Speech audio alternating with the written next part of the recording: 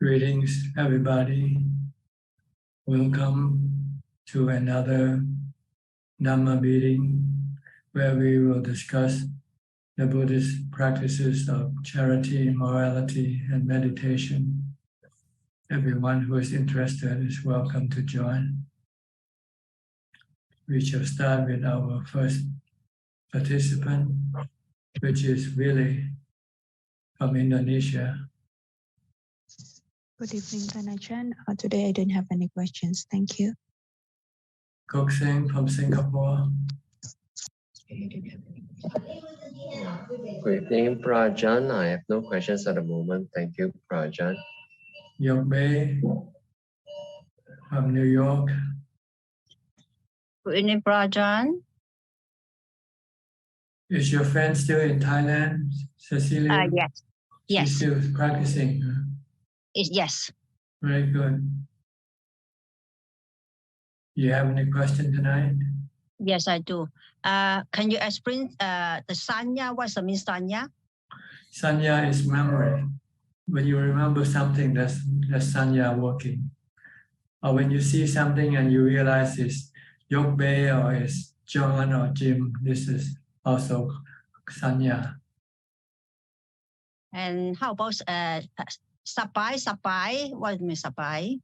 Sabai means comfortable, conducive to practice.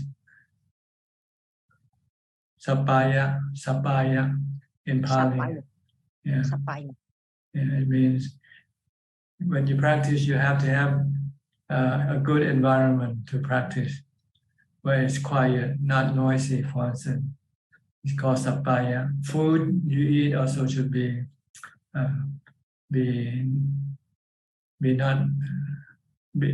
not harmful to your body. You know, like you eat food and then you get stomachache or something like that. That's not good. That's not sapaya. Sapaya is food that doesn't cause you any problem. Okay, noted. One more question. If my daily I keep the 5 precepts, could I dye my hair because I need to working? That's why I need to dye my hair. Is it okay? Yes. The 5 precepts doesn't prevent you from dyeing or putting on lipsticks or anything like that. You can. And it's only the 8 precept. If you're 8 precept, then you should not beautify your body. Okay, notice. One more thing is for the donation. Could I, if I doing the donation for the Sangha, could I ask my friend have or either and together and do the donation for the temple? Can you ask your friend and you to donate together? Yes. It's up to you. You can do separately or together. Doesn't matter. Okay, notice. Yeah. Thank you, Ajahn. Thank you. Okay. Yen So from Penang. Ajahn, good evening. So far, no questions. Yeah. Kwan Liman from Malaysia. Ajahn, don't have any question yet. Thank you. Professor Ken from Switzerland, from Biel. Good afternoon, Ajahn. Yes, in Biel. I have no question at the moment. Thank you. Okay, Gary from Singapore. Good evening, Ajahn. I'm just listening in. No questions for now. Melvin Lee from Malaysia. Just listening as well. Good evening, Ajahn. No question at the moment. Ubeka. Alfredo from Brazil, Sao Paulo. Hi, Bante. How are you? Brazil. Bante, a curiosity. What? The Anagami practicing is needed to enter in Apana Samadhi. The Sotapanna practice is needed to have anatta. Yes, every level. It's necessary, but every level of enlightenment needs to have the support of samadhi. If your mind don't have samadhi, you won't be able to resist or fight against your defilement. The Anagama practice is meditate all day. Every enlightenment, you have to practice all day. You have to develop wisdom all day long. Everything is panicca, dukkha, anatta, asubha. Yes, Sati. You have to see the truth of it all the time.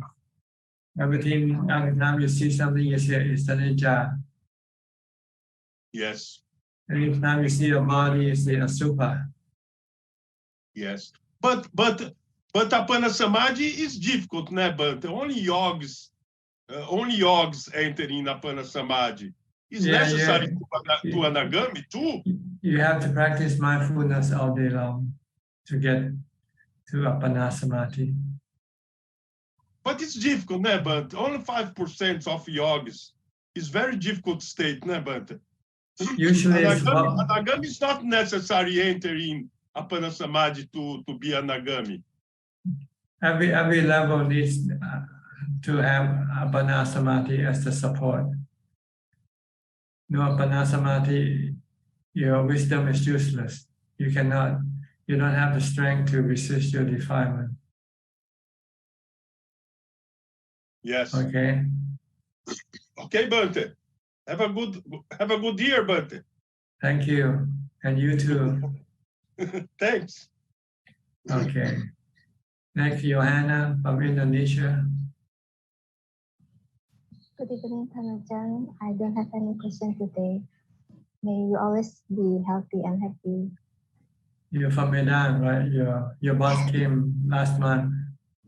My boss, yeah, my boss, no, I don't know who. Did you send me the mouse with you? Oh, the mouse is from Eli Hassan, Ajahn. Oh, I'm sorry. Wrong person. Okay. I pinned up to you on December, Ajahn. Huh? I visit you on December 2.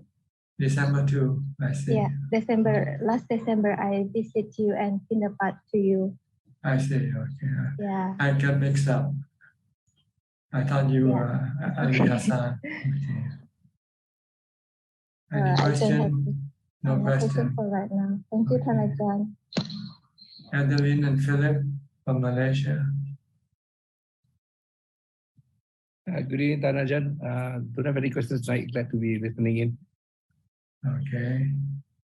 Melinda from Singapore. Ajahn, I have no questions. I'm glad that you are here today. Okay. Anura and Ramya. Hi, good evening, Ajahn. Yeah. Can you hear me? Yes. Go ahead. So, Ajahn, it's not a meditation question, but we always come across the term noble disciple in Buddhist texts. When Buddha described disciples, it always says noble disciples. So does it mean that all the disciples who have become at least Sotapanna, or who are in the path to liberation? Is that the definition? The noble is someone who is higher than ordinary people. They're noble because of their sila. They will keep the sila all the time. They're not breaking up the sila. And they are getting rid of the defilements. They have less greed and less anger and less delusion. So this is what makes them noble. So does it mean that they are more at least Sotapanna? You have to be a Sotapanna before you can become a noble disciple. Oh, yeah. If you have samadhi, you're not yet a noble disciple. Yeah. If you practice sila and samadhi, you haven't yet reached the Sotapanna level. You have to develop wisdom and get rid of your three fetters Once you have get rid of the 3 fetters, then you become a noble disciple. Yeah. Okay. You have to eventually get rid of all the 10 fetters. Yeah. Then you will be a full noble disciple. A Sotapanna is 30% noble. Yeah. He has to work up the ladder to eventually get rid of all his fetters, all the 10 fetters. Yeah. Then he becomes an arahant, and also he reached Nibbana. Yeah. So he will take no more rebirth. Yeah. So that's what makes him noble. Yeah. Then he can do something that we ordinary people cannot do. Yeah. We still cannot get rid of our greed, hate, and delusion. Yeah. Sila and Samadhi cannot get rid of them. They can only curb them.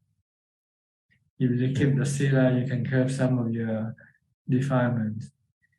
When you meditate and get Samadhi, you can stop your defilement temporarily, but not permanently. When you come out of Samadhi, your defilement can come back up again. But with wisdom, you can get rid of your defilement permanently. Okay.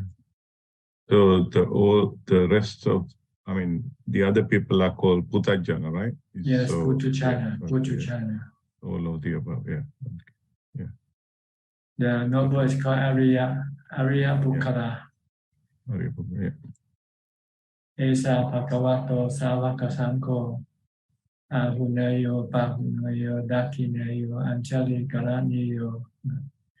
They are the noble disciple of the Buddha, worthy of praise, worthy of offerings, so forth. Yeah.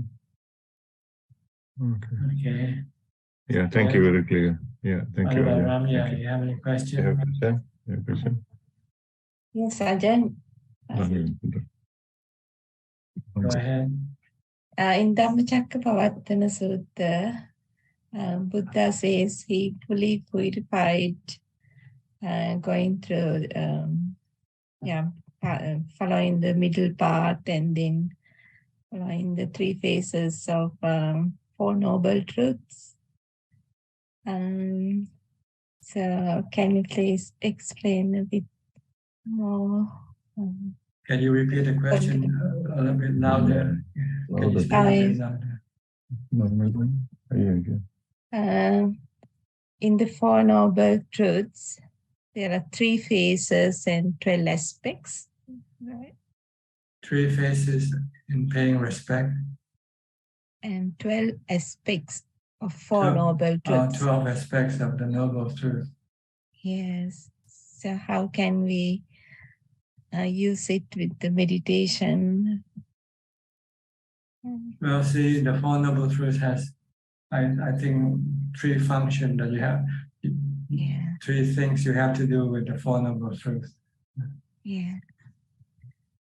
First, you have to study. The first noble truth is dukkha, or suffering. Yes. This you have to study, to learn, to know what this first suffering is.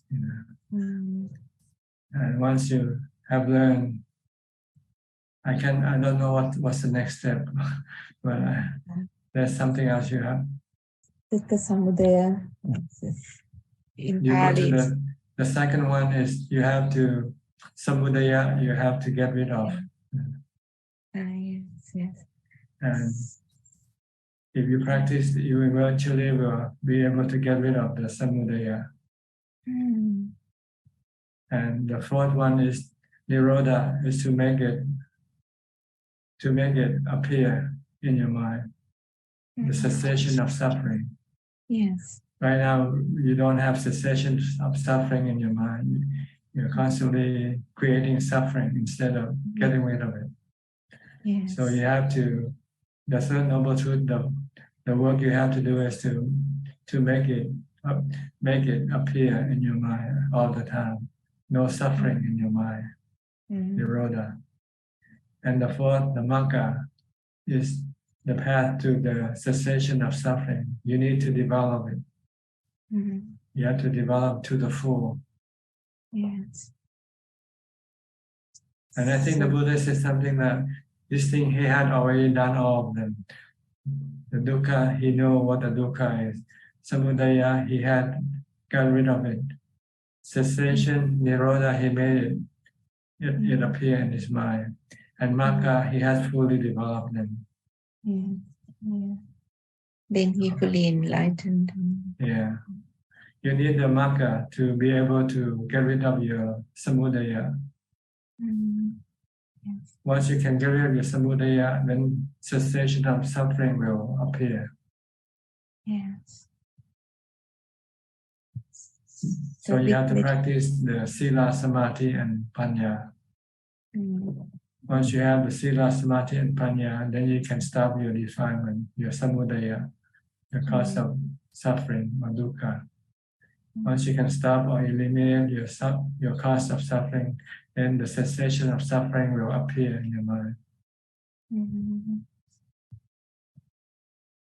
Like, give you an example, a Sotapanna will have to learn to accept death. When you face death, you normally will have dukkha, right? If your doctor said you have 3 months to live because you have terminal cancer, what happened to your mind? Your mind become stressful, sad, suffering. Yeah, you have suffering, you have dukkha. But if you had developed enough samadhi, enough ubekha, and look at the nature of the body as being anicca, the body is subjected to aging, sickness, and death. And anatta, you cannot make it otherwise. The only thing you can do is accept it. And you know you have to accept it if you don't want to have any suffering. Because of the cause of your suffering is your desire not to accept it, not to accept death. But once you see that there's no other way, you cannot stop death. And if you don't want to suffer, you don't have to have dukkha, you have to accept death.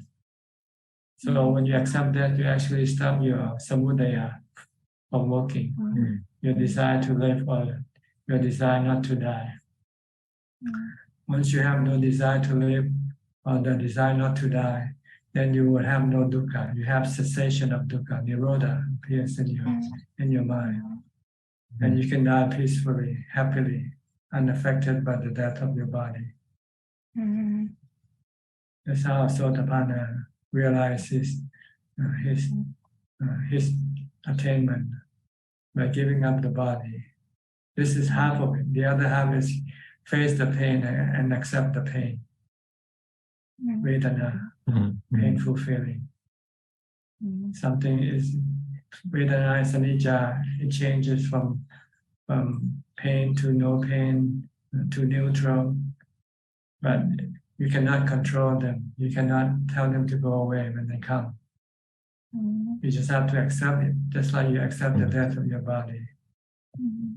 So when your body becomes painful, don't take painkiller. Just stay calm and let the pain comes and go.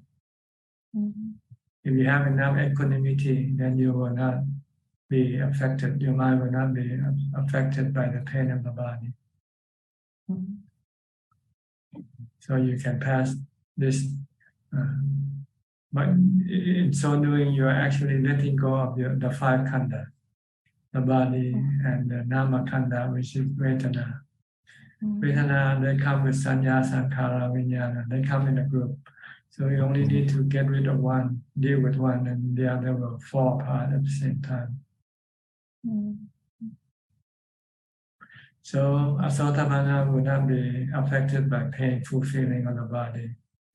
Will not be affected by the approaching death of the body. Because he sees with wisdom that the body is anicca, dukkha, anatta.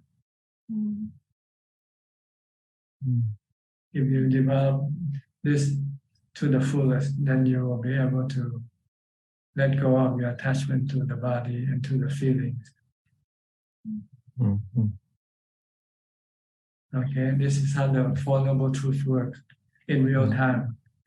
when you become stressful because the doctor tell you have three months to live, for instance. Then if you say, okay, so what? I know it's gonna die, and I can accept it, then you will not you won't have any stress.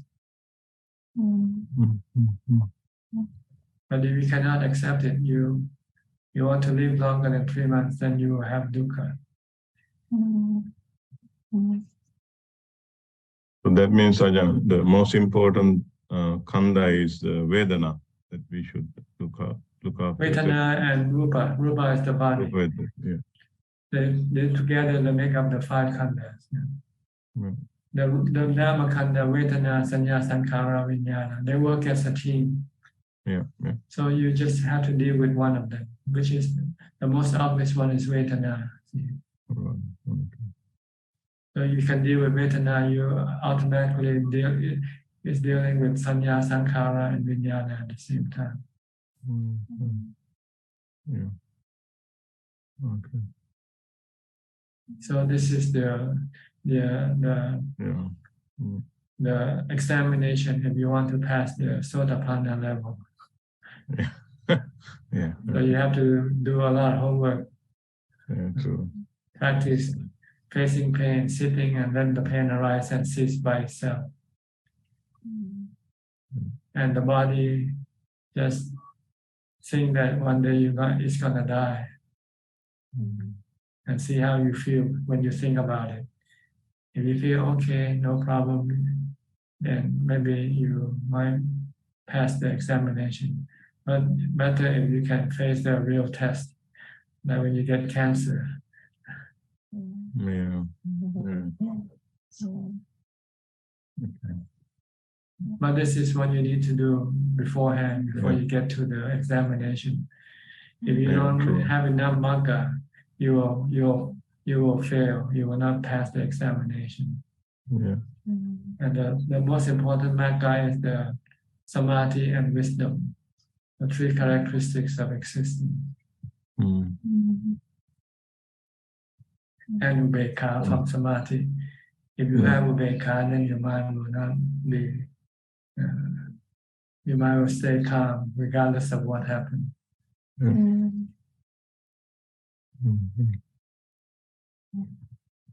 Okay. Yeah. Okay. Thank you, Ajahn. So. Okay. Next, Lillian from Bangkok. You've been away for a while. Yes, because the kids are having holidays. They're back to school now, I guess. Yes. Today, this week is the first week of school.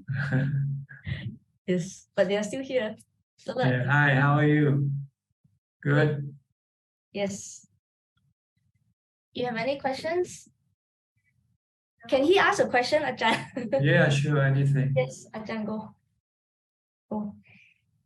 Speak louder. Speak loud. Speak loud. Come. What do I do if I have too much nightmares? If you have what? If you have too many nightmares every night. Oh, you have to do chanting. Chant Buddhang Saranang Gacchami, Dhammang Saranang Gacchami, Sanghang Saranang Gacchami. Keep chanting before you go to sleep. Just chant until you fall asleep, then you won't have any nightmares. Understand? Okay. Okay, thank you. Okay, so thank you. You also have to be good. You have to act. You have to behave yourself. Because if you don't behave yourself, you can have nightmares. Okay? Okay, thank you.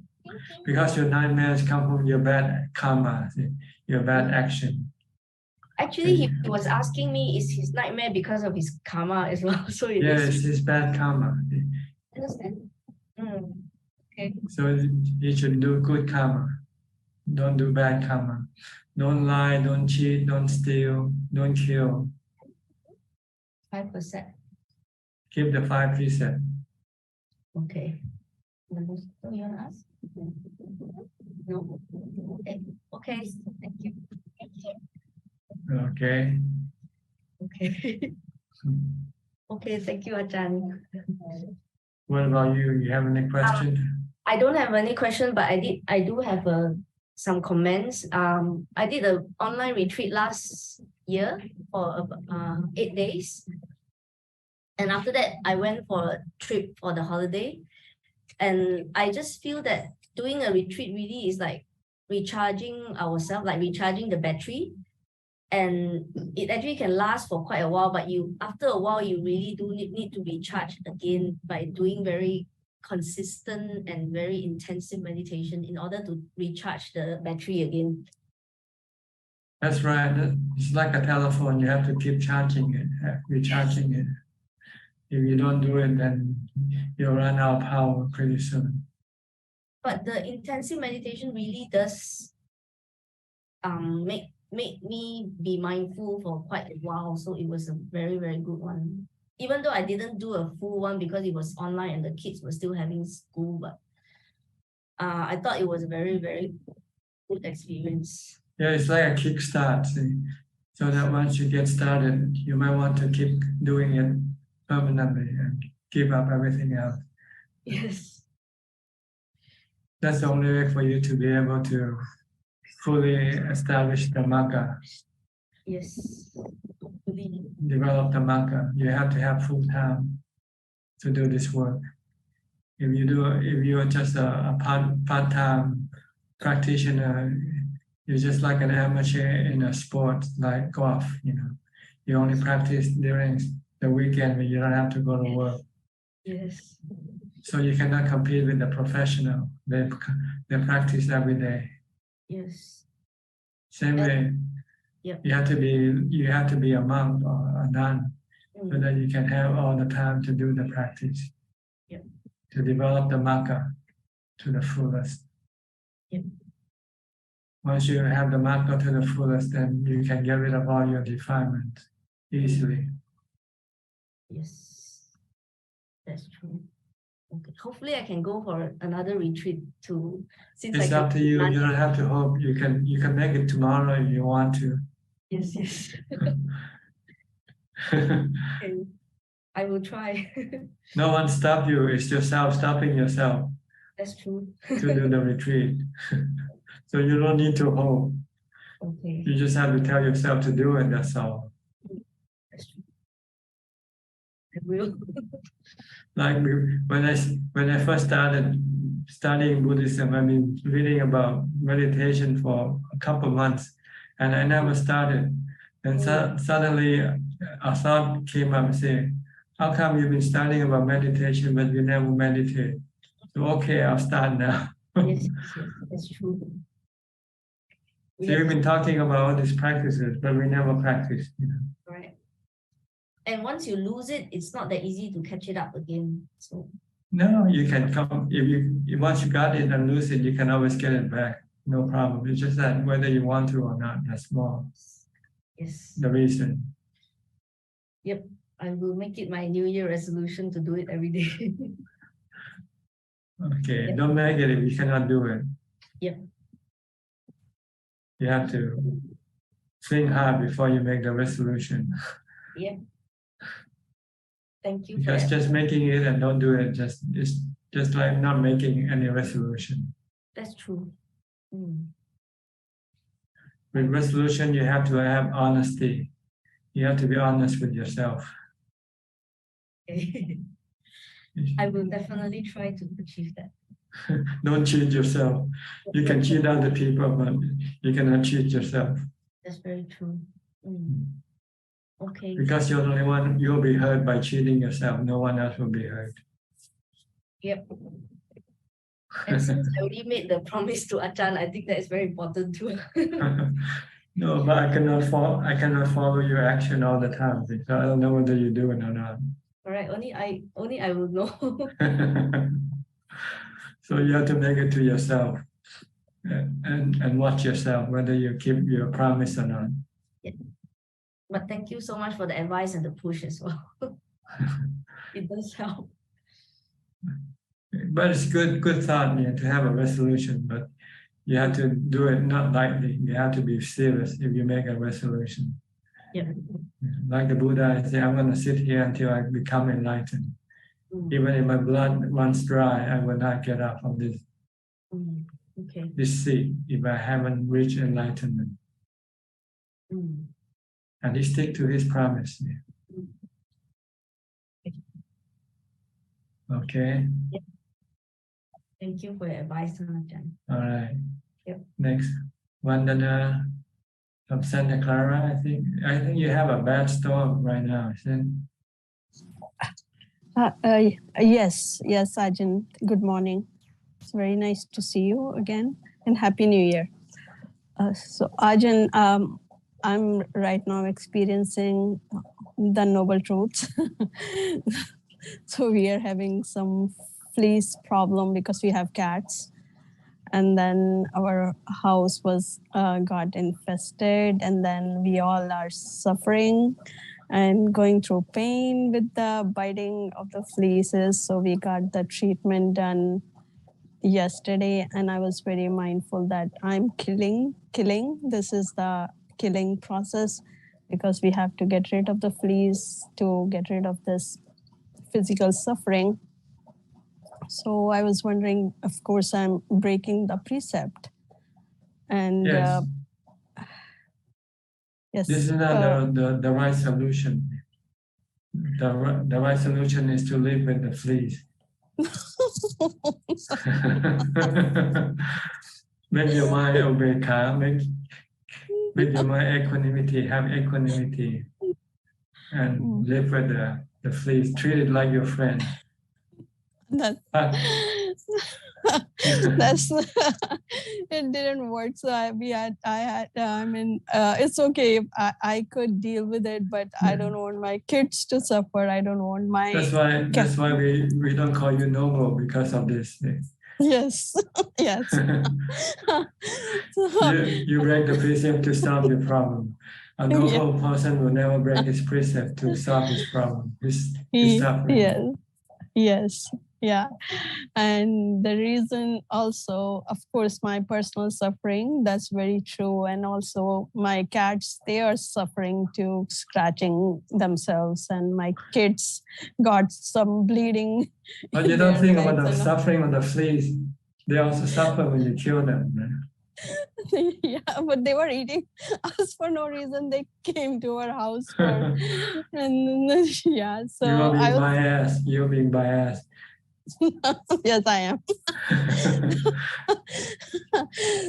So I was just contemplating on all this noble truths, and how much it because it must be the past karma, which I'm paying right now, which is I'm happy for, but I'm also creating this new cause for future suffering. But I have no idea how to deal with it, because this became too much pain for all of us, and the biting, and then we had to go through this, otherwise it will be more. So what do you think about this kind of, are these sentient beings, the small, very small creatures who, for example, when people have termite treatment for because my apartment did that a few months ago, they had to do it for all the buildings, because we have wooden houses in California, and we can't,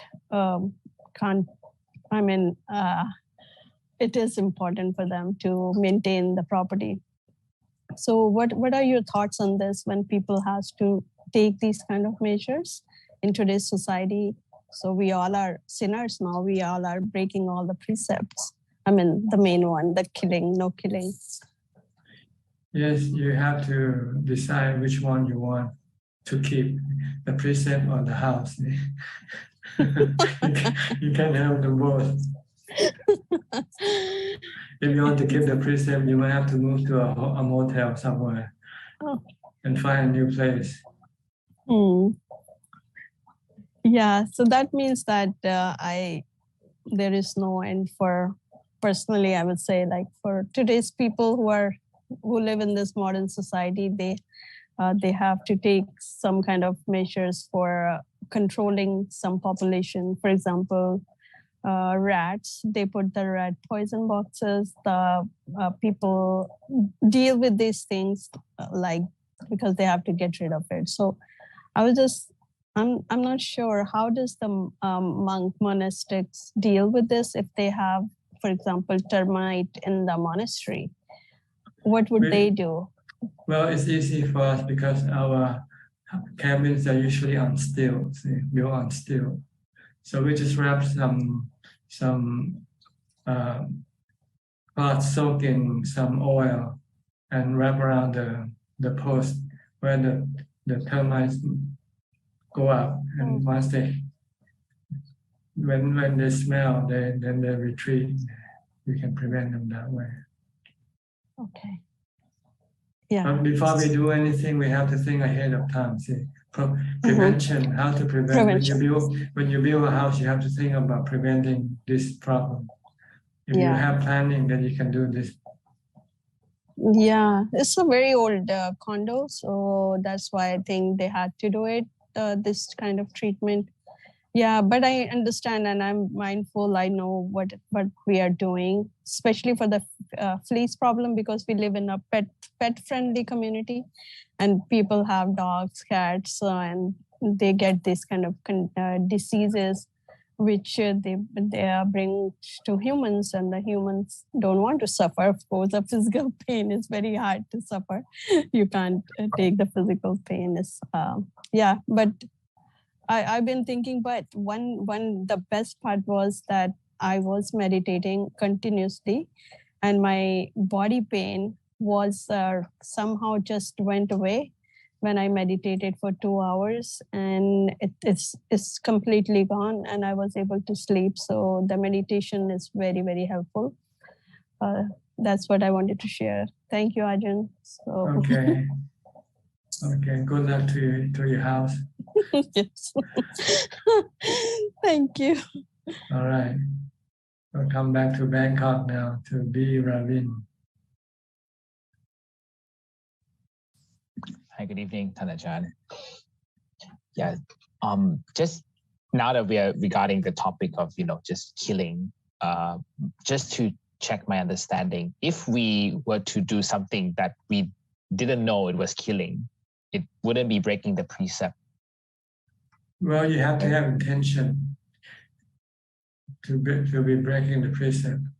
But if you just, things happen suddenly, like an accident, you drive and then a dog ran over, ran across your car and you cannot stop your car.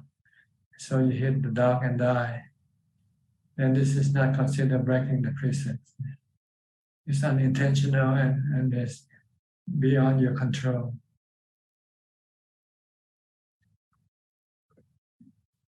Okay, but if you want to get rid of the termites in your house, and then you eliminate them, and this is considered killing, breaking the precept. You have the intention. Or you go to a seafood restaurant and you see fish in the tank and say, I want this fish for dinner. And you have intention. And you also spoken. Even though you didn't do the killing yourself, it's still considered breaking the precept. Yes. Ajahn, you also mentioned that a noble person would never break precepts and they would rather die than break the precepts. Is this something that they embed into their mind once they reach this noble status? Well, because they know the consequence of breaking the precepts. The mind will have to pay for the breaking the precept by being born in the lower realm of existence, have dukkha from this action. And that contradicts to the purpose of practice, is to get rid of dukkha, not to increase dukkha. So a Sotapanna would rather let the body die because it's gonna die anyway. But he would not afflict himself with bad karma and creating dukkha in his mind. Or should he be born again, he should be born in a lower realm of existence, being born as an animal. But because of his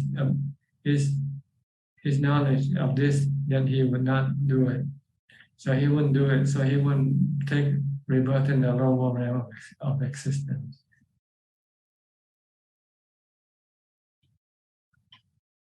But that's secondary. The main point is that he knows when he breaks the precept, he is hurting himself. He's creating dukkha, which is contrary to his goal of getting rid of dukkha. Yes.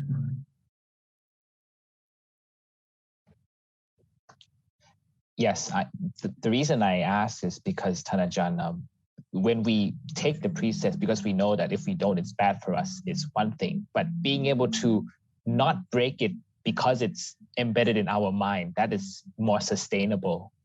And I sometimes, when I reflect upon my actions, when I'm going to do something and say, oh, I can't do that, that's breaking the precepts.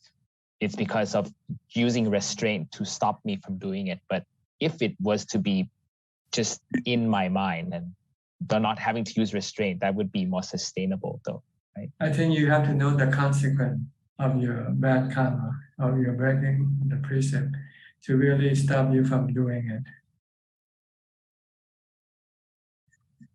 If you could see that, you could become animal in your next life and say, maybe it's not worth saving the house and becoming a fleece in your next life.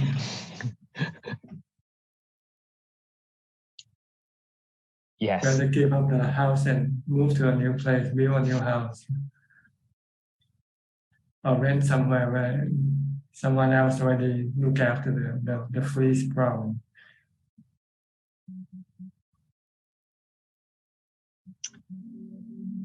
But the problem is we don't see the rebirth clearly.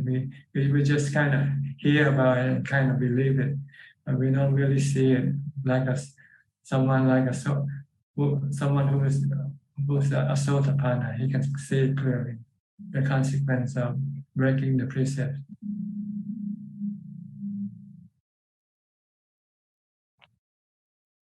So you have to become a Sotapanna in order for you to be able to see the consequence of your breaking the precept. Otherwise, you still, maybe yes, maybe no. Who knows? It depends on the situation. If you have to kill sometime, you say, okay, we just have to do it. But that's just an excuse though. No, it's just because you haven't yet seen the consequence of your action.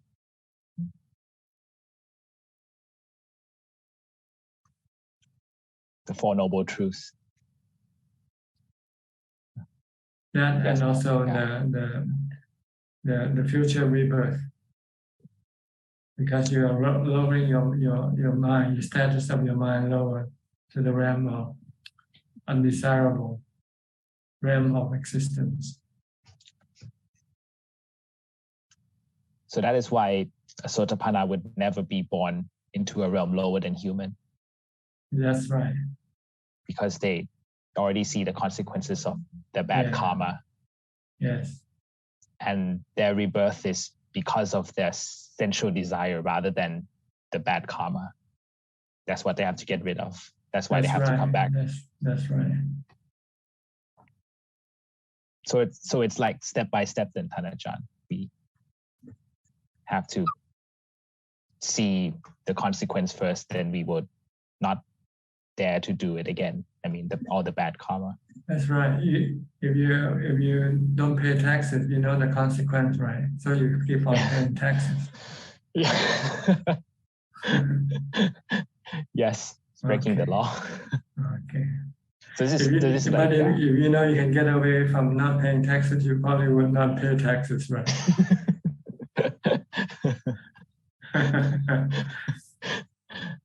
Who wants to pay taxes? Nobody wants to pay taxes. No. But it's the law. No, it's the punishment that you're getting for breaking if you don't pay taxes, you get punished. You end up paying more, so you better pay. Avoid paying more because you will be punished, or you will be, what you call charged more. So this is the law of karma. Yes, instead of So all noble disciples see the law of the karma clearly.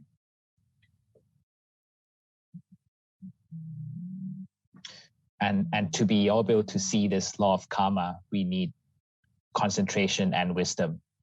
Yes, you have to have concentration first to see the one who is breaking doing the karma, which is the mind. If you don't have the concentration or samadhi, you still think it's the body that is doing the action. But it's not the body that is the real culprit. The real culprit is the mind who tells the body what to do. The body is like a gun. When you use a gun to kill someone, do they put the gun in jail or they put the one who used the gun? The person. Okay. So the person who used the body is the mind, see? Yes. But they could not see the mind, so they had to put the person, the body in jail instead. Because they know that once put the body in jail, the mind also is locked up with the body. Yeah. But this is only the legal punishment. But the spiritual punishment, you cannot see the consequence of your killing. That can make you have a different rebirth next time.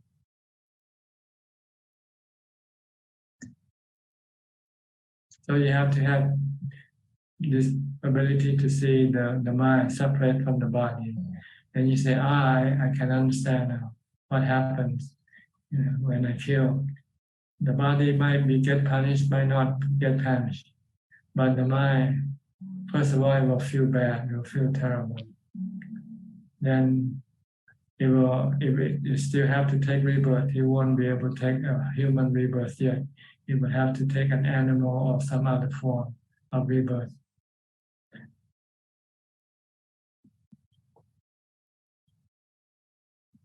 Okay. Yes, Thanajan. Is that all?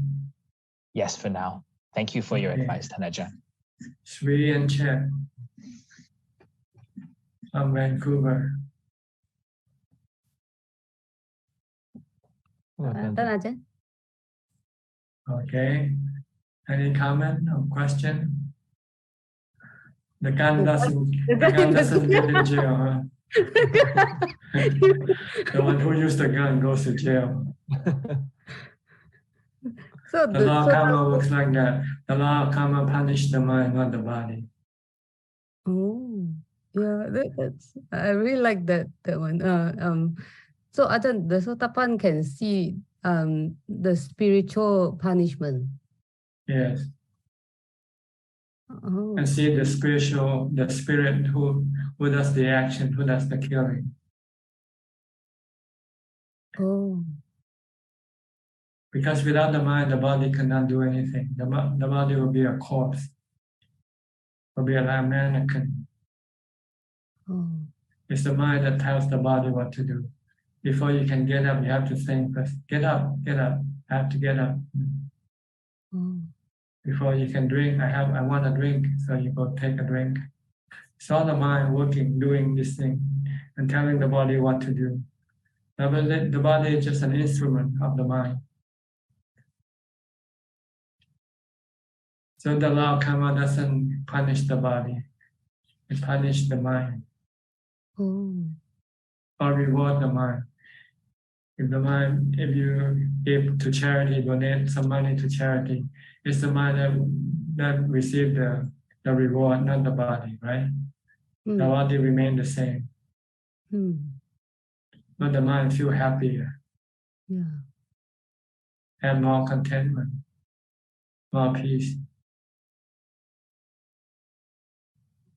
The opposite, if you do something bad, the mind will get punished. The mind feels bad.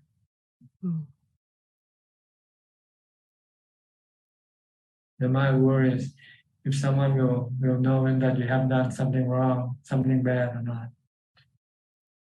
Not the body. The body doesn't know anything. The body is just like a gun you use to kill someone.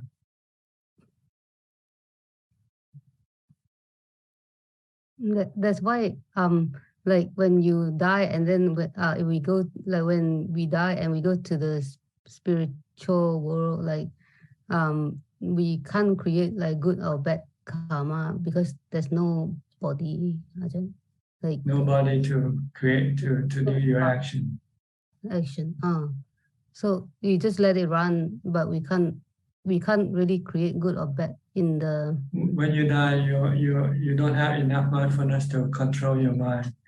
So it's your good or bad karma that will be the one to control your mind.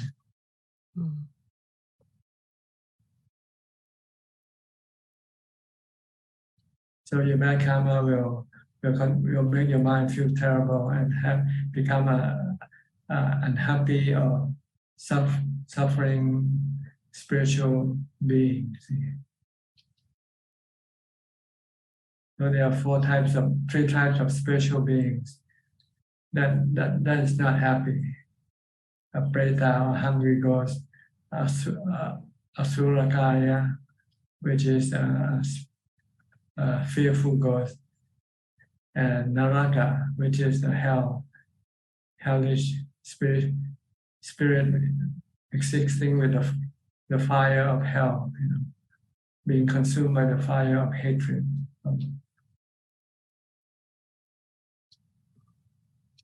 So it depends on what kind of the reason behind you're breaking the precepts.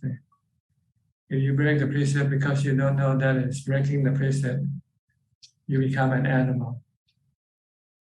Animal they exist by killing, by breaking the precept in order for them to survive. So that's their nature. They kill to survive. But they don't know that this is wrong. This is the cause for them to become animals.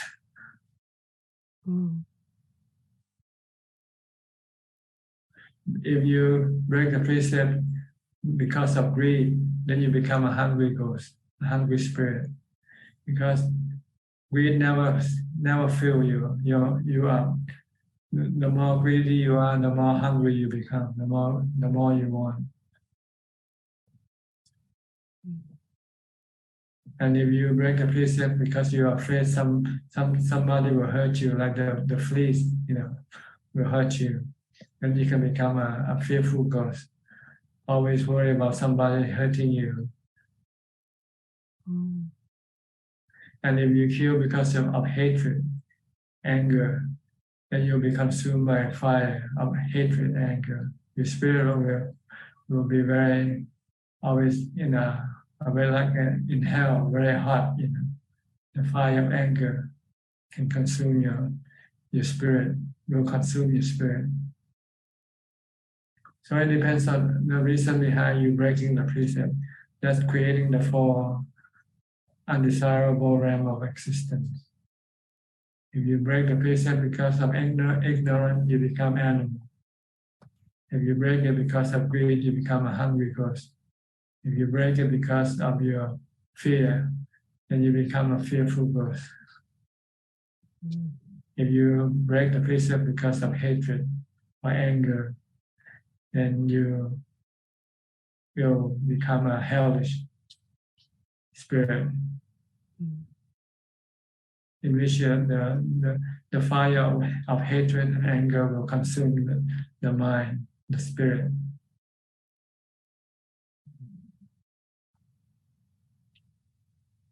Okay. Is it one worse than the other? Like, for example, the hell one is worse than maybe the greed one, or no, not really? It's up to you. When you're angry at your husband, how do you feel? Can you go to sleep? Or if you're afraid of the weather, how do you feel?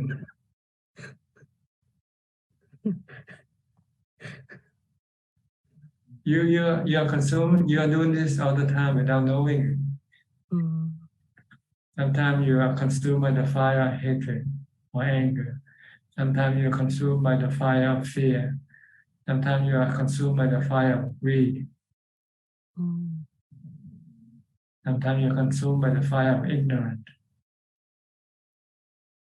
So you figure out which is worse. I think the last one is the worst. The hell one is the worst. Mm. The animal is the least worst. Mm. And animal killed because of that for survival. Like people making a living out of killing. They are like animals. Mm.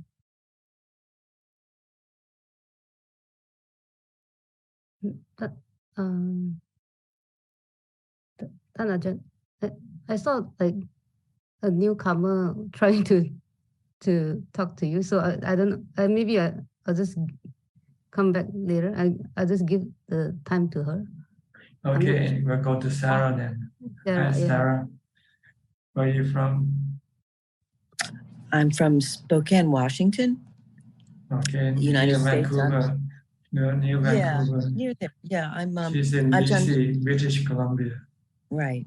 I'm Ajahn Nisabo's mother. Oh, I see.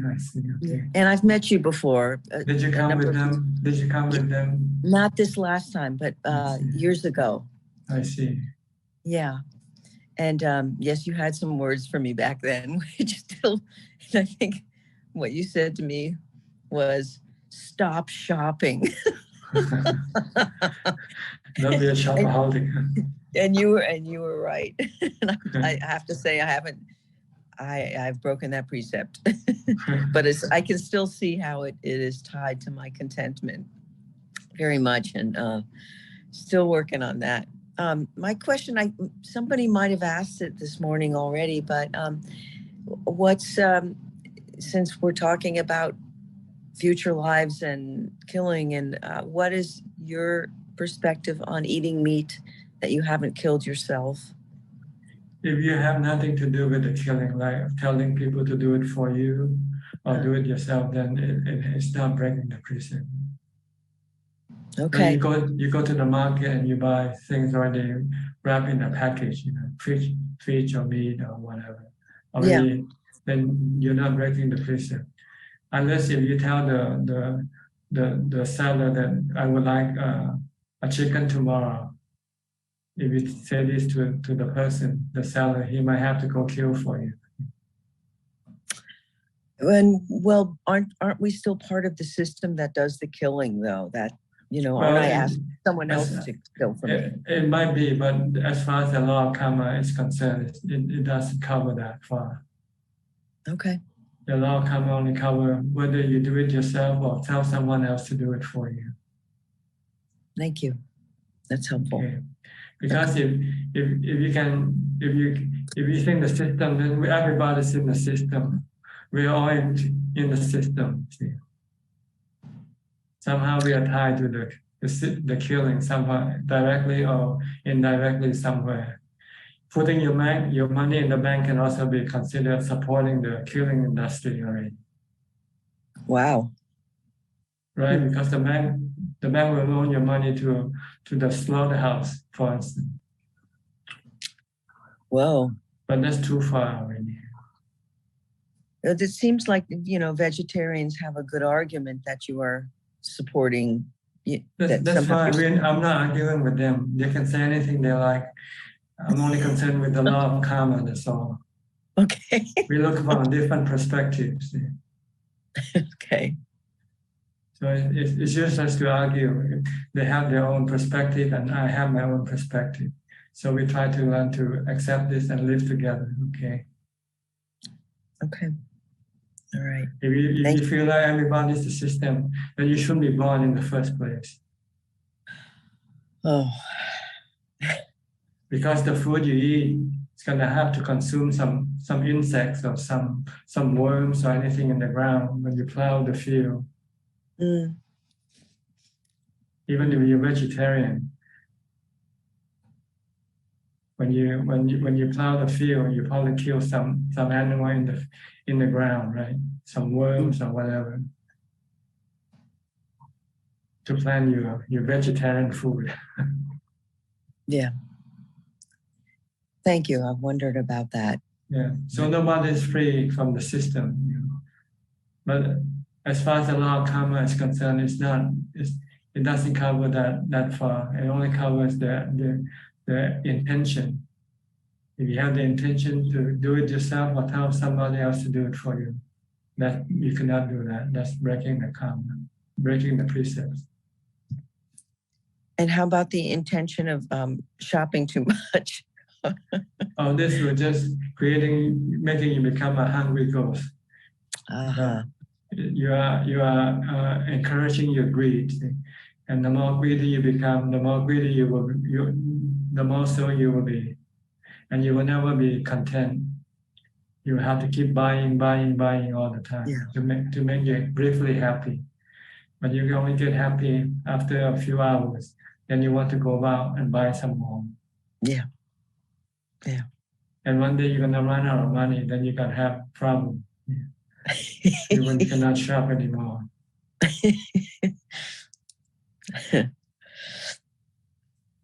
So the Buddha teaches us to live moderately. Just have enough for survival. Really, we don't need anything more than that. It doesn't make us any more happier or more content. Yeah. Okay. Nice to see you. Thank you. Do you go visit your son? He lives in Washington, right? Not too far from where he you lives are. about Seattle. 4 hours away. And as soon as we know where the monastery is going to be, we will move near it. I see. We're just waiting. Yeah. Okay. Then the process of buying land now? Yeah. They're looking around and seeing what arises and what gets offered and all that. Yeah. Okay. Good. Thank you. Thank you. Right. Nice to. Next, we'll go to Sulan. Oh, hello, Ajahn. How are you? Fine, thank you. Good to hear that.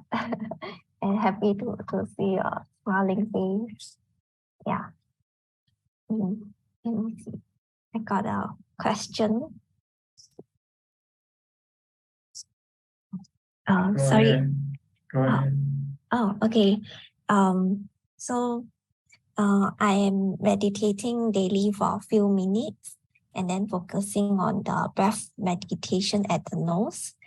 Then I will notice how the air enters my lungs and the rise and fall of the stomach. Then I just wonder, like, is this considered like scattered concentration? As I'm supposed to. You should be fixed at the tip of your nose only. At the tip of my nose. Oh. And watch the air comes in and out at the tip of your nose. Stay focused, stay on one point. Don't move around. By moving around, you're making the mind working. You keep the mind working, and which is not what you want. You want to stop the mind from working, so you have to make it stay fixed in one place, stay put, and not think about anything. Just only observing the breath, whether it comes in or goes out, whether it's short or long. You don't have to manipulate the breath. Just leave the breath alone. Just keep watching the breath. The breath is just something to anchor your mind. Oh, so I should just notice how the breath passes through the tip of my nose. Yeah, the nostrils. Yeah. So it's like when the breath goes in, I notice it goes in. That's right. But as the breath is passing through my lung, through my airway to lung. Don't go away. Don't go away from the tip of your nose. Don't follow the breath in. Don't follow the breath out. Just stay at the tip of your nose. Oh, but when the breath is going in and is on the way going in and out. Don't follow the breath. Just stay at the tip of your nose. But there's nothing at the tip of the nose at that moment when it's going in. So see, the air doesn't come like a person. It's a stream. So you can still feel it when it goes in or comes out. Oh, so there's still something to feel even when it goes in. Yeah, just watch at the tip of the nose. Just know it comes in and goes out at the tip of the nose. And in between, I just don't care. I just watch it.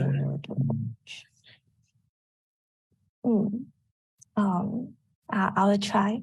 Okay. It feels a little hard because I will just follow the breath as it goes in. Then I feel a little tough. Yeah.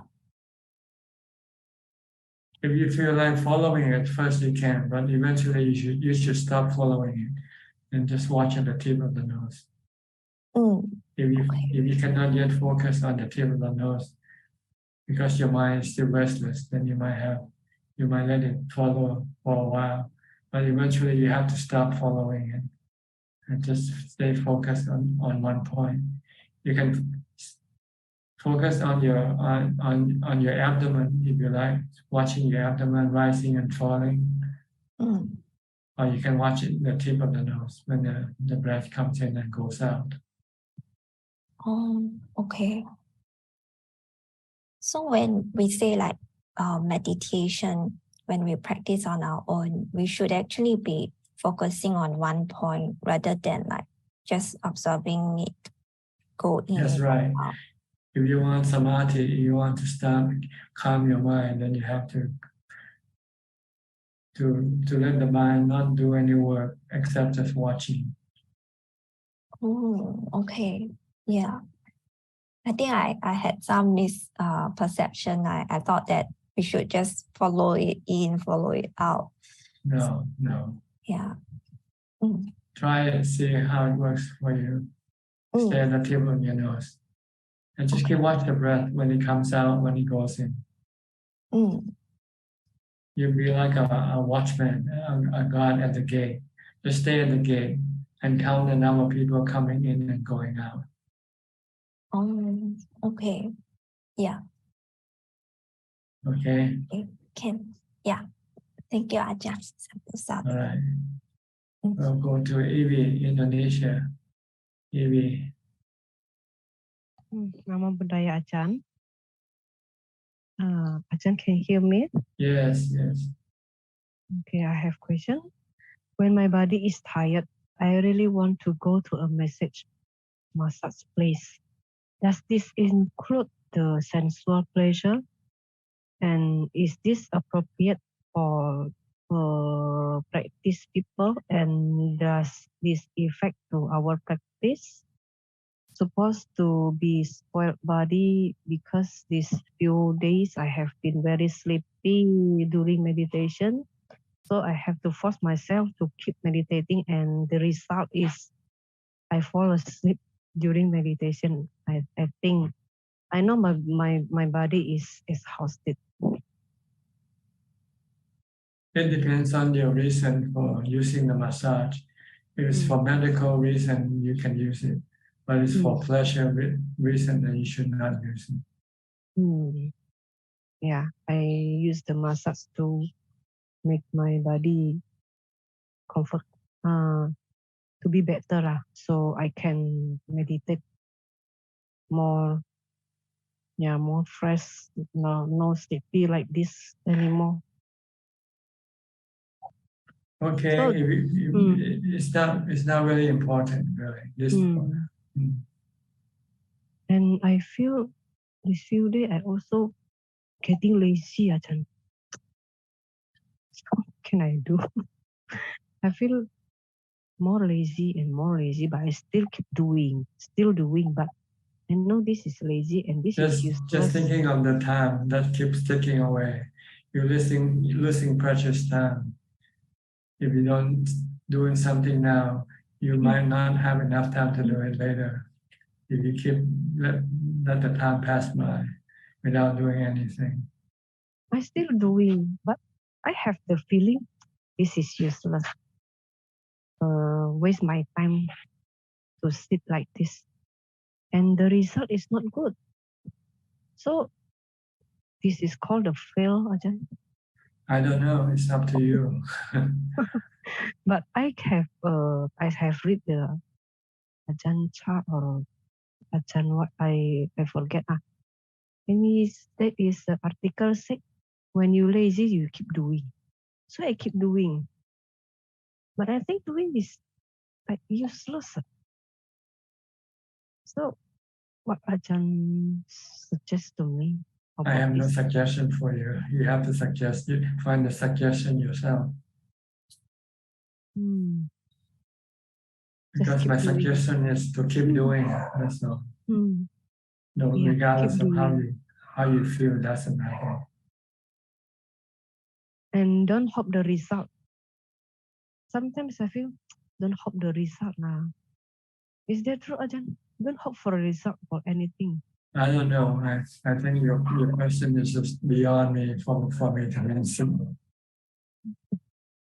Yeah. Okay. So keep doing. Just keep doing, Ajahn. Yeah. Okay, Ajahn. Okay, we'll go to Suchart from Pennsylvania. Yes, Captain Ajahn, yes. So far, thank you, and I use the one you taught, and also I keep in my mind about everything. So get angry, get stressed, get like so mad sometime, and difficult time last a couple of weeks. It's not extremely out of mind, so that's calm down, and like use meditation, Putto, and for some reason I go back to your website about biography. It's amazing. And I watching that someone in your history about that. So it's amazing about this. So I just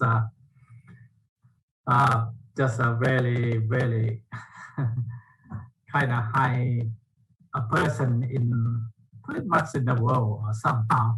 Anyway, so I off and on about meditate, off and on, but some of them, some days I can use pretty good while sleeping or wake up and go back to work or do some routine in my life. So it's using it. So it's I keep going. I be there, but little bit slow, like you said. I not try to come back to start over again, but a lot of time I lost some of them. But so and pretty much something out. But I use meditate for like Putto all the time in my mind. So that's what keep myself going pretty well about that. So other than that is not too much. I just listen from someone and compare to myself, see what I can do and how much I do about that. So I learn so far. I seem to be all right actually. So yeah. Okay, Sharon, do you have somebody else who wants to speak?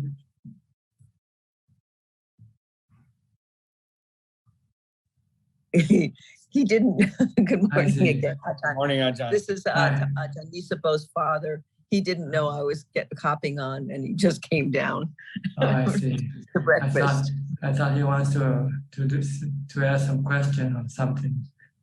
I'm not sure if I have a question right now. It's just really lovely to see you, and thank you.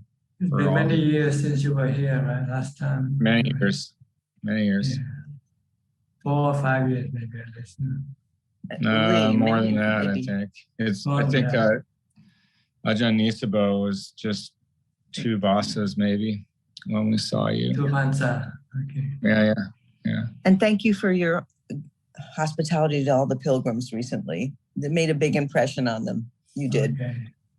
Yeah. Nice talking to them. They're quite interested. They're very interested in the practice. Yeah, there's some very strong practitioners, and it's just you know, it's like putting. Your son is doing a good service to these people. Show them around. Yes, and they're doing good service to him. It's a community. It's really a beautiful thing. Yeah, I hope it will eventually grow up big and serve a lot of people around the area. Yeah, yeah. It's like dropping a crystal into a saturated piece of water. Everything's just. Yeah, good. So it's very lovely. But thank you so much, Ajahn. It's nice just to see you this morning and what you're doing. Okay. Thank you.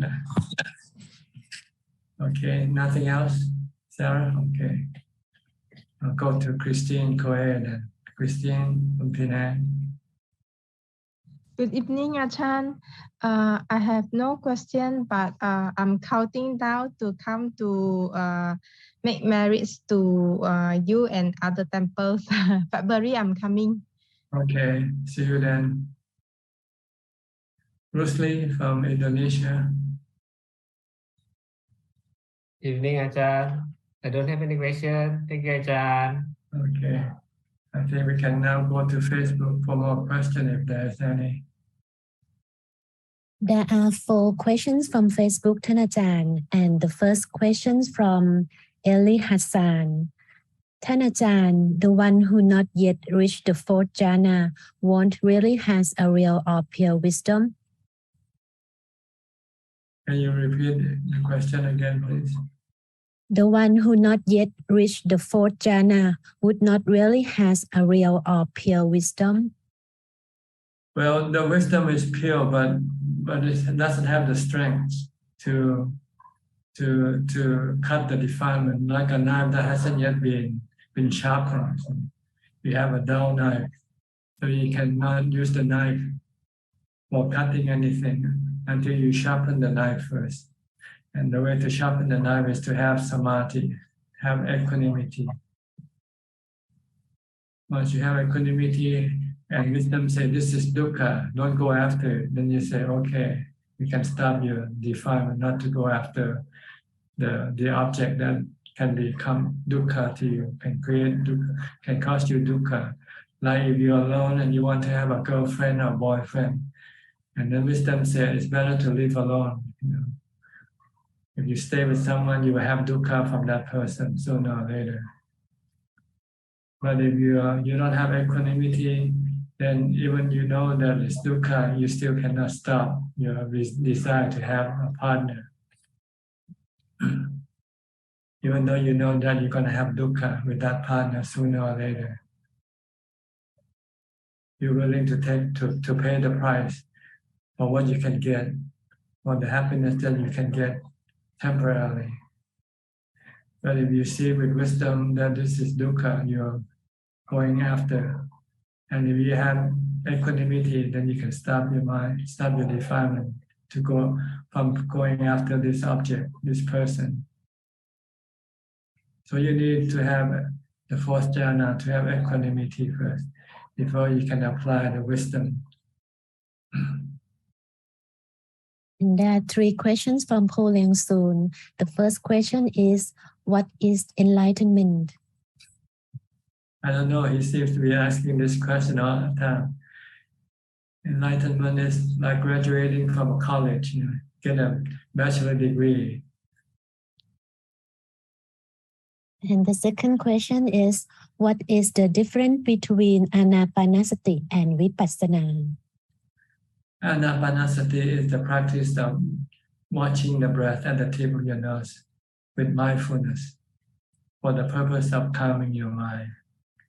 Vipassana is the study the truth of all existence, that all existence has these 3 characteristics of anicca, dukkha, anatta, impermanent, causing suffering, and no self.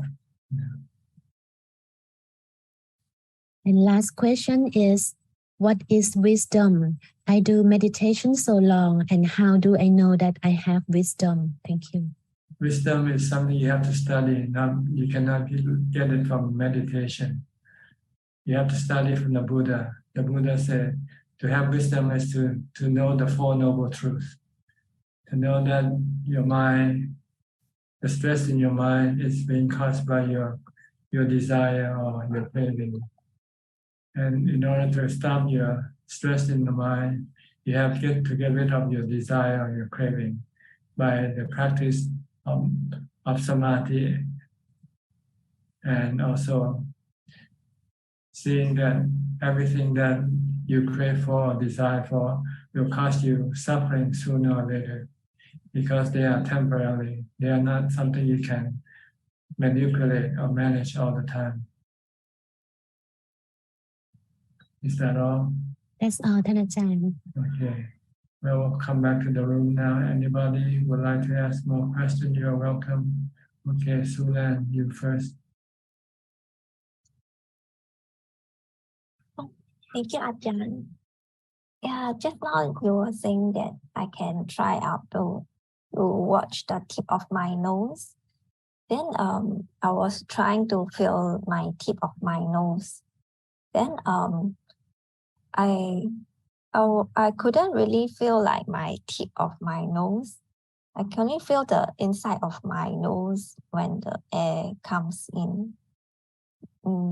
Is that considered tip of my nose if it's inside, like somewhere around here, like inside? Just don't worry too much about where it is. Just know your breath coming in and going out. Okay. Oh, okay. Okay. Okay. So and the purpose is to stop you from thinking. That's all. So don't think when you watch your breath. Just keep watching your breath without any commentary, no mental commentary, no thinking, no talking to yourself. Okay. Yeah. Just stay silent, quiet, like a silent movie. No sound when you watch a movie. Okay. So when you watch your breath, no sound, no commentator saying this, I'm coming in, I'm going out. You don't have to say anything. Okay. Just keep watching. Okay, I just need to watch it. Then I don't have to like purposely breathe very hard so that I can feel it specifically at the tip of my nose. I just watch it in and out. Yeah, that's all. And don't talk to yourself. Okay, yes. Thank you, Ajahn. Okay. Vandana, I think you raised your hand. Yes, Ajahn, I was just thinking about the story of Angulimala, who was a criminal in Buddha's time, and he actually cut off so many fingers and made the mala, and he was wearing it when Buddha stopped him. And in his lifetime, I think he attained arhatship in the same lifetime because he became a very good disciple of the Buddha. So yes. I was wondering that if he killed thousands of people just because of the hatred he had towards them, he has some reasons for killing them, and he was aware of it, but he was able to attain arhatship. So how come people right now who are killing some small creature? He killed so many humans and cut their fingers off, and he was able to do it. So that's why I was asking, because as you mentioned that killing fleas intentionally can put me to the ghost realm. So because I was wondering. He changed the object of his killing from human beings to his defilements. The Buddha said, you kill the wrong person. You should kill your defilement. You should kill your greed, hate, and delusion. So he redirected his killing toward his defilement. So once he did that, then he became enlightened. When you can get rid of your greed, hate, and delusion, then you can become enlightened.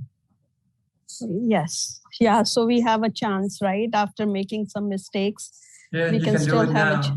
You can do it now. Get rid of your great hate and delusion. Yes, that's Stop what I'm hating, working on.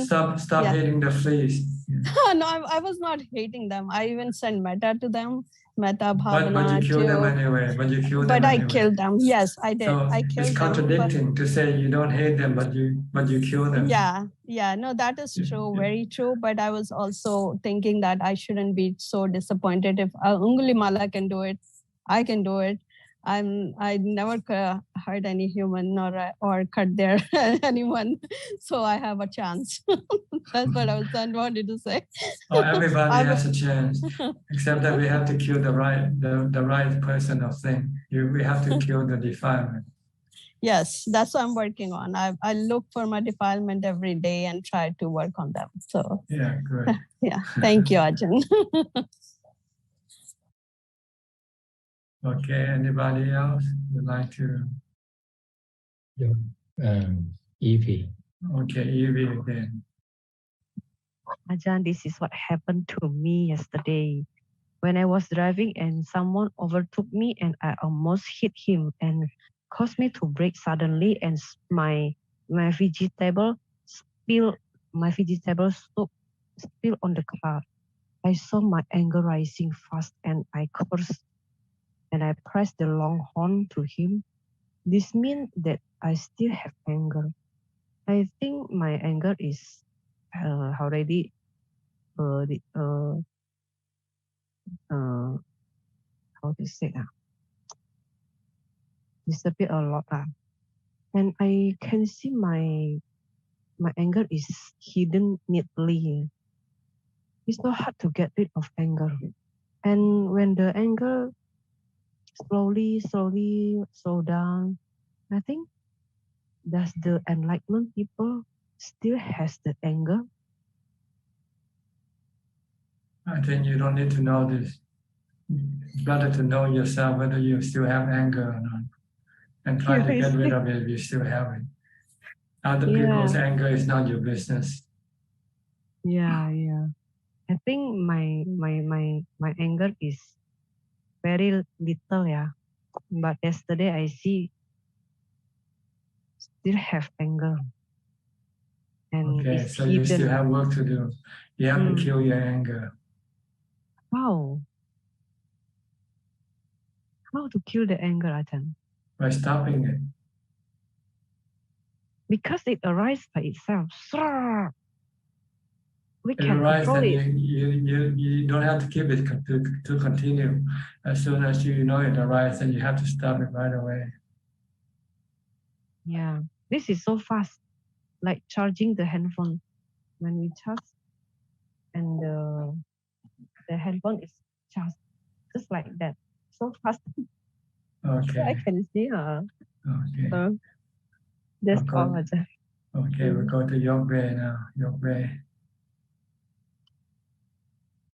How do you say your name? Am I saying your name correctly? So some people call me Yuki.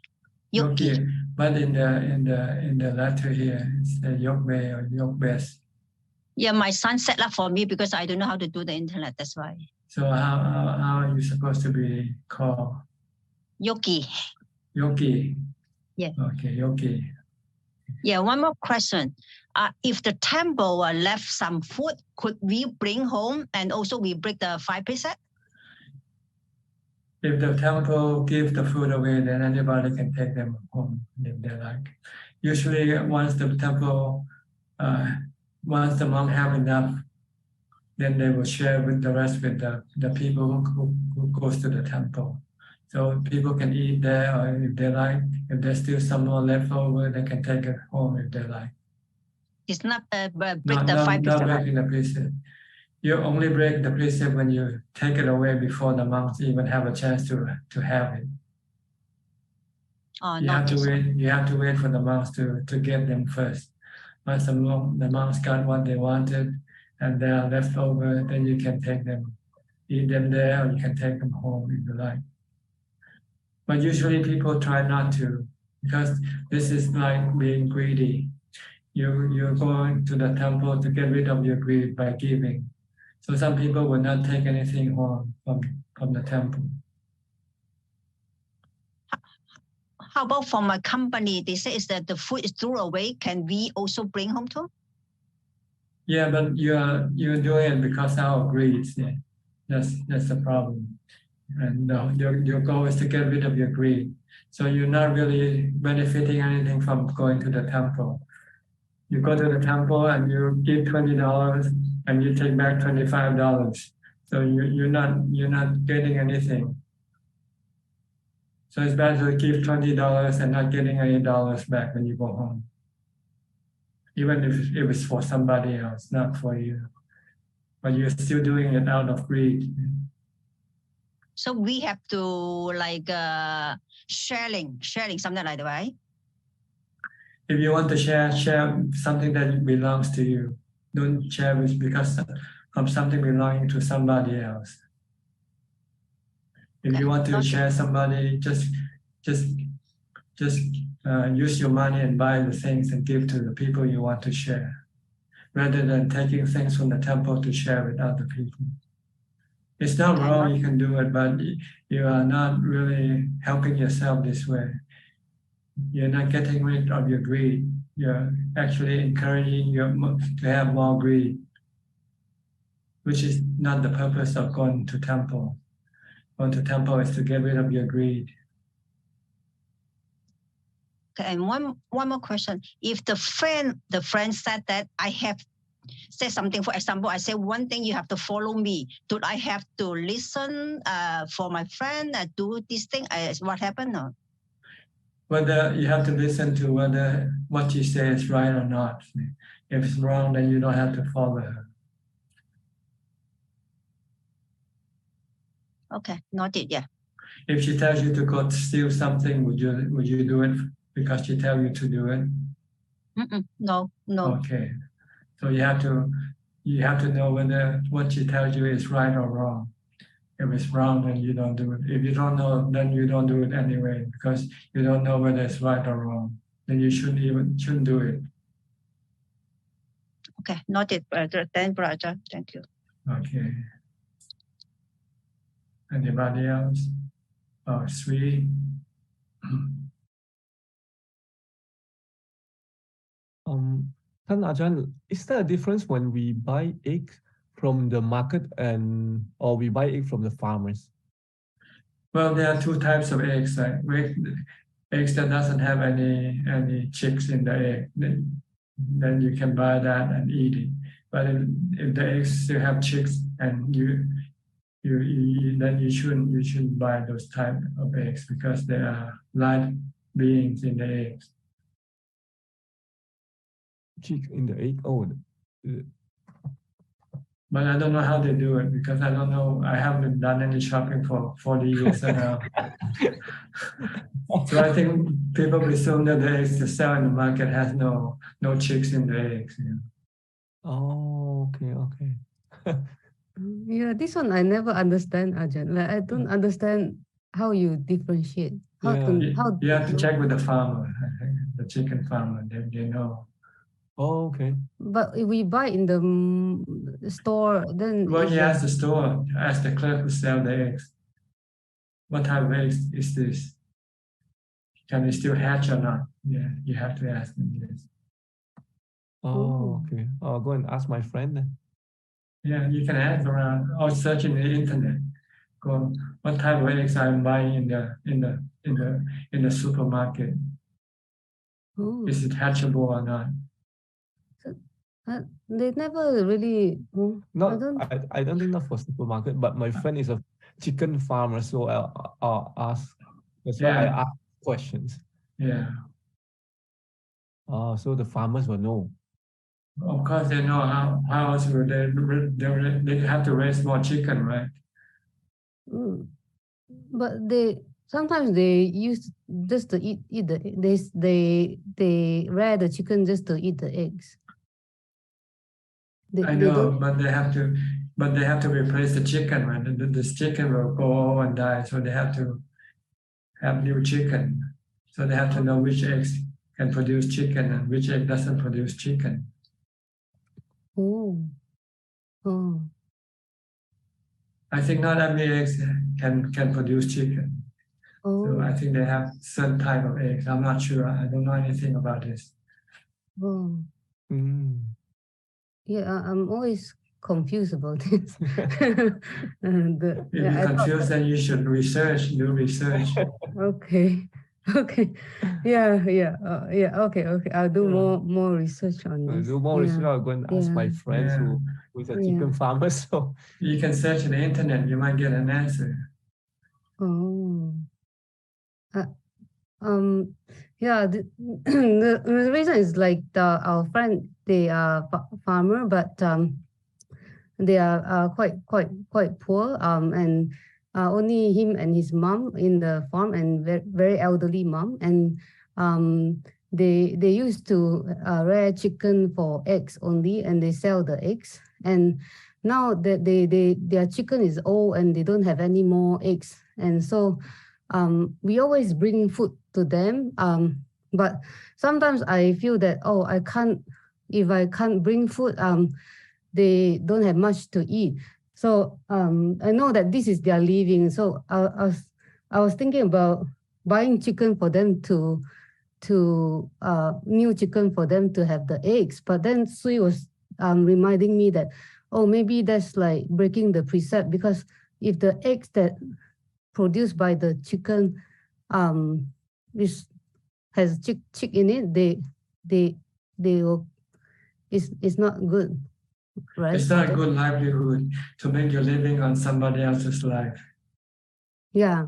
Okay. So it's better to bring them food than to buy them chicken. Yeah, just give them food, grocery, buy them grocery or whatever. Yeah.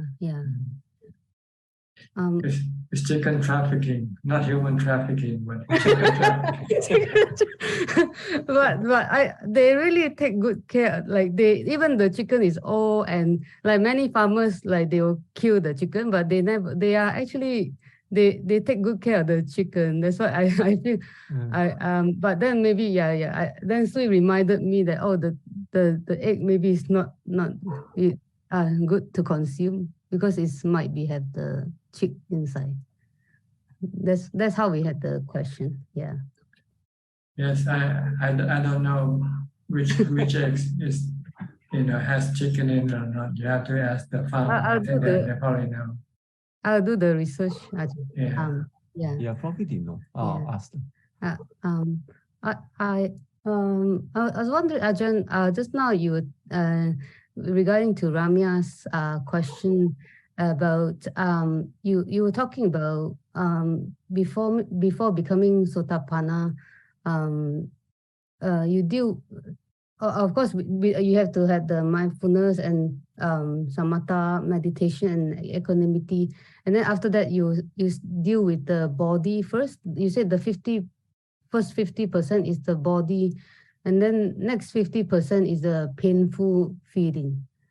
So this is, you're talking about the 4 satipatthana, Ajahn, like, because the Buddha talked about body, feeling, mind, and Dhamma. Is like the body and feeling are the first 2 that you deal with? Is that the? Well, see, I think the feelings is divided between the body and the mind also. The feeling can also arise from the mind. When you have bad feelings, even though your body is well, but you can still have bad feelings from the mind. When you think about something that can cause you anxiety or worry, then you have bad feelings arising at the same time.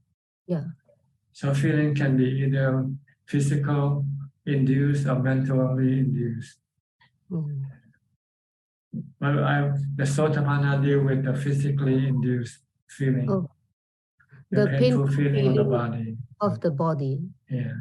Like when you get sick, or when you die. But after this, then you would have to deal with the bad feeling arising from the mind. From having worry, anxiety, and whatever.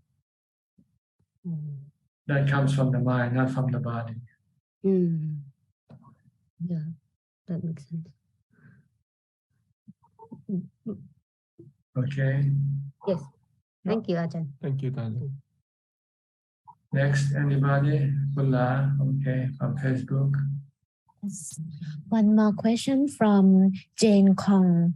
Tanajan, in practicing mindfulness from waking up until going to sleep, we can chant Putto, watch our bodily movement. Can we watch our breath? Thank you.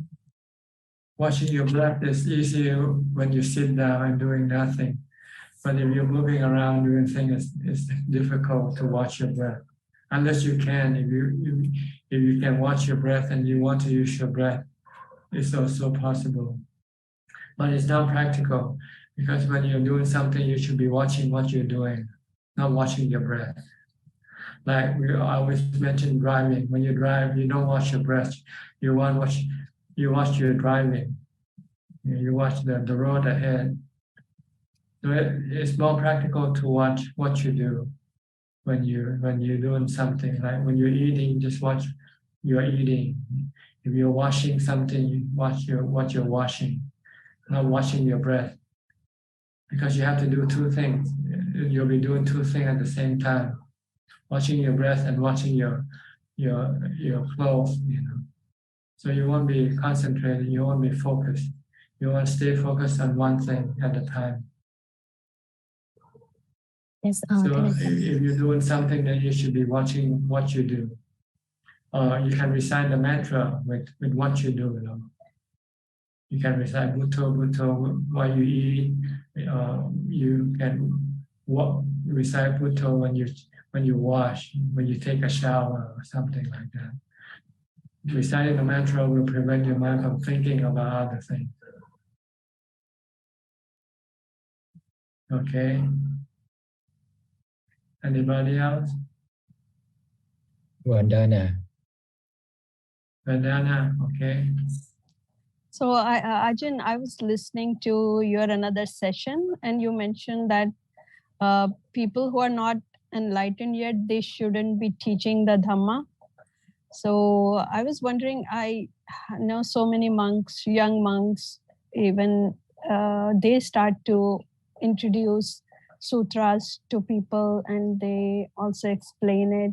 So that considered teaching Dhamma or something else? Well, if you're telling somebody something, you're teaching them something already. If you don't know the right direction and you tell people this is the way to go, and they don't get to where they wanted to go, you're misleading them. Right? If you don't know yourself where you want to go yet. Yeah. How would we know who is enlightened? Because, for example, the Buddha, study from the Buddha, is what I mean. Yeah, so the Buddha's teachings are the Dhamma, and then people... yeah, you go to the Tipitaka and study the discourses, the sutta. Okay.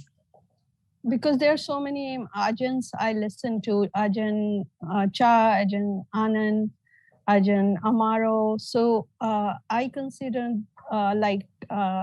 they all are very good teachers. So can that's okay, right? They are not, maybe I don't know if they are enlightened or not. Well, but see, the Dhamma teaching can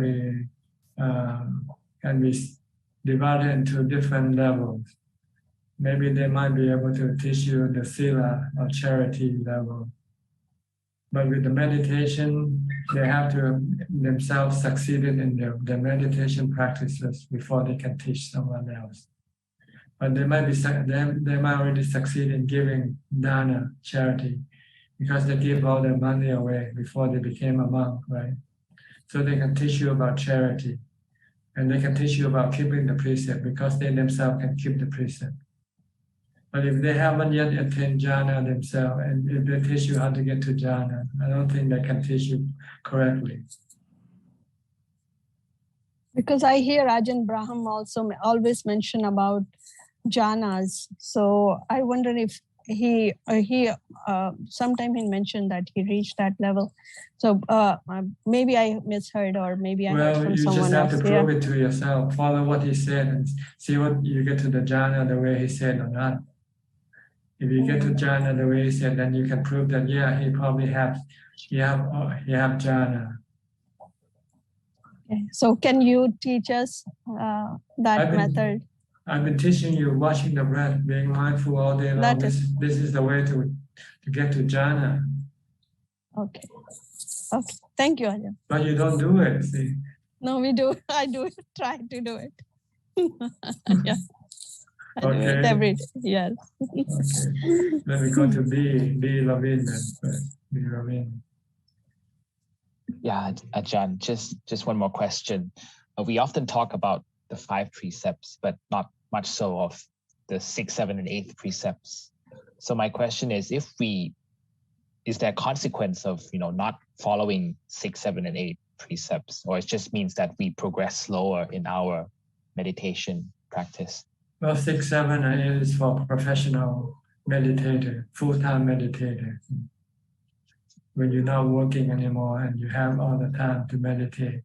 So you have to keep this 6, 7, 8 precept to prevent you from going to other things that you should be doing. The 6, 7, and 8 precept will force you to do only one thing, meditate, mindfulness. You cannot watch TV, you cannot watch movies, you cannot go out to parties. You cannot sleep more than 4 or 5 hours a day.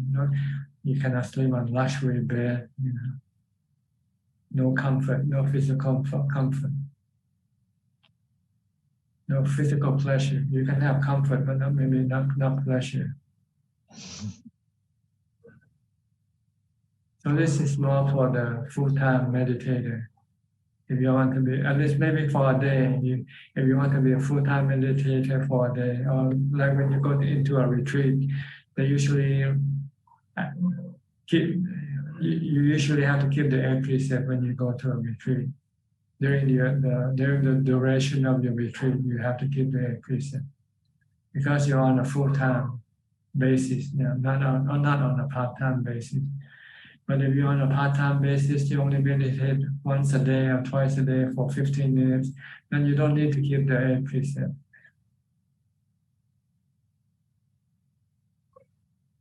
Okay.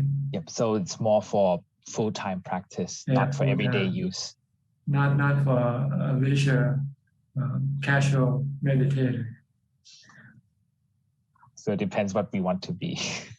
Like drug users, they have like people who drink, they are casual drinkers and they are professional drinkers, full-time drinkers.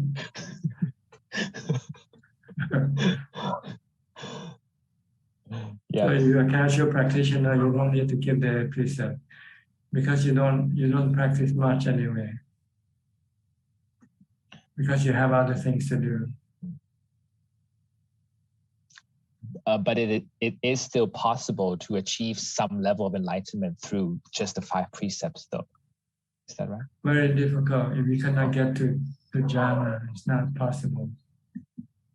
You can get enlightened by just reading, but not real enlightenment. You can get imagined enlightenment. Oh yeah, I understand how to let go of the five khandha. I understand the 3 characteristics. I understand the 4 noble truths. But it's just in your imagination.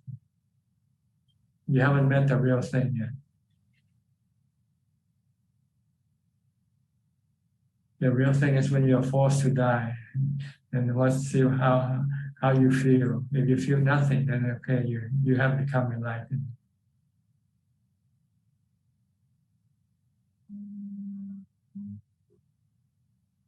Okay. Yep. Yes, Ajahn. Thank you. Really, next, really. Ajahn, back to Vandana's question, when you say enlightened, you mean it's Arahant, right? Because even the 4 stages of enlightenment. So there are 4 stages of enlightenment: Sotapanna, Sakidakami, Anakami, and Arahant. So Sotapan can start teaching already. So on this level, just on his level. He cannot teach any level higher. Like if you finish a bachelor degree, you cannot teach on the level of the master degree yet. You haven't finished the master degree. You can only teach on the bachelor degree level once you have graduated with a bachelor degree. Okay. So the enlightenment you mean is actually any of these levels, any of the 4 levels, then they can start teaching. once you become a Sotamana. But usually if you become enlightened, then you don't want to waste time teaching other people, because you know there are still work for you to do. There's still other steps you have to go through. So once you become enlightened in the first stage, you probably don't want to lose your precious time teaching other people. You want to get your own work done first. Get your own work finished first before doing work for other people. Because looking at the Buddha himself, he only teaches when he came through enlightenment, right? That's right. And he didn't even want to teach when he first thought about teaching other people, because he says it's a difficult thing for people to follow what he tells them to do. Until Brahma Sampati came down and encouraged him. Yes, and asked him to be considered that there are many types of people. There are people who can follow your teaching, and there are people who cannot follow your teaching. So please teach to those who can follow your teaching.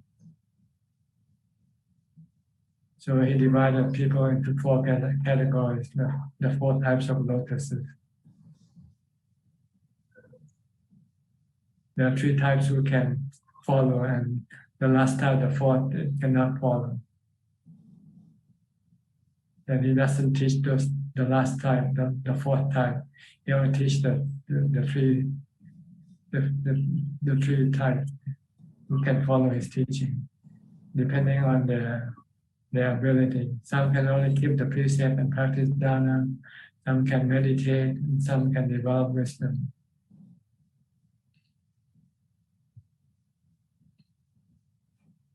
Okay. Okay, understood, Ajahn. Thank you. If you become enlightened, then you know the gap between an enlightened person and a non-enlightened person. And then you will know whether you really want to teach or not. When you speak to someone and you feel they're speaking nonsense, then you don't want to waste your time teaching them. Okay. Okay.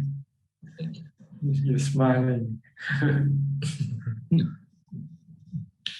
So, yeah, I think I still got a lot of work to do. Okay. Thanks. All right, anybody else? We have about Kunla again on Facebook. One more question from Jane Kong. Ajahn, can we do our meditation with eye half closed? Thank you. I don't know why you want to close only half. Why don't you close it all?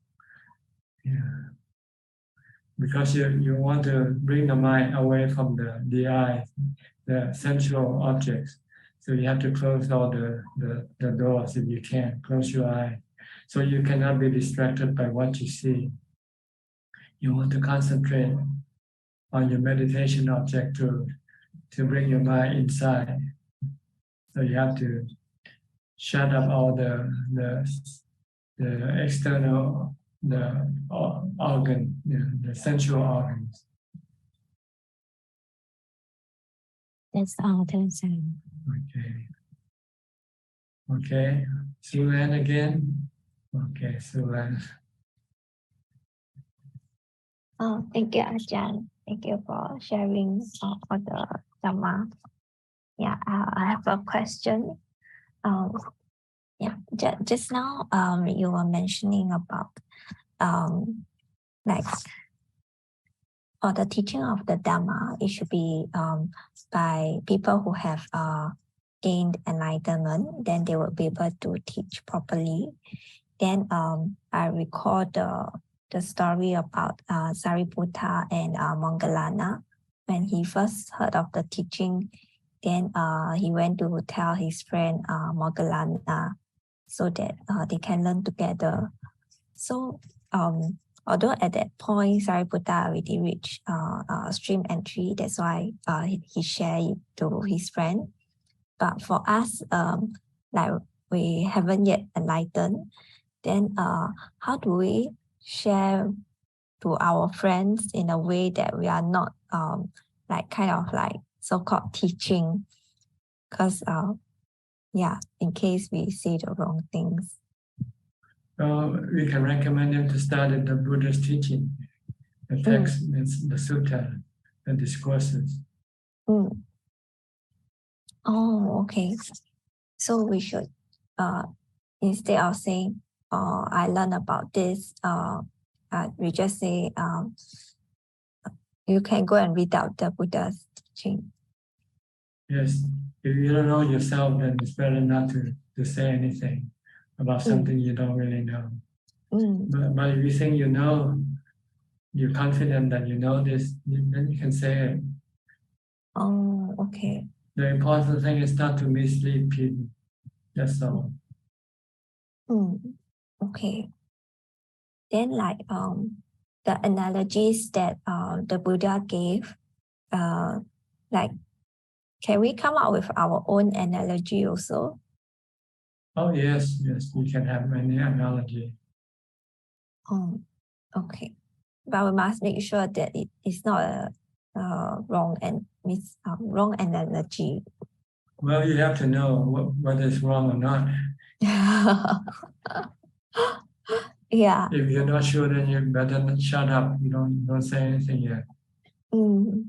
Okay. Yeah. And then like there's also a lot of like guided meditation, like podcasts or that we can find on the internet. So actually if we were to follow that, actually it's not advisable, right? You can try. If it's beneficial for you, then you don't know. See, the Buddha said, don't dismiss anything yet until you prove to yourself whether it's good or bad for you. Okay. And then what is the karma for like misleading people in the Dhamma, or like misrepresentation? I don't know. Okay. Yeah. It's not good. It's because it's like lying. You're not telling the truth. Okay. Not telling the truth. Even when like we ourselves are ignorant, then that's also bad. Okay. Okay. Yeah. Thank you, Ajahn. All right. I think that's about it for tonight. Okay. That's all about the time we have. Thank you for your participation. I hope this meeting can help you advance in your practice. And in the meantime, please stay safe, stay mindful, and keep on practicing. And if all goes well, I'll see you all at the same time next week. Thank you and goodbye. สาธุเจ้าค่ะสาธุอาจารย์ Thank you, Ajahn. Thank you, Ajahn. Sadhu. Night, Ajahn. Thank you. Good night, everybody. Bye bye. Good night, everybody. Bye bye. Have a good night. Thank you. Good boy ขอบคุณคุณหลาครับ Bye bye. Bye bye. Bye bye. Bye. Bye bye. บายค่ะ อนุโมทนาค่ะ อนุโมทนาค่ะ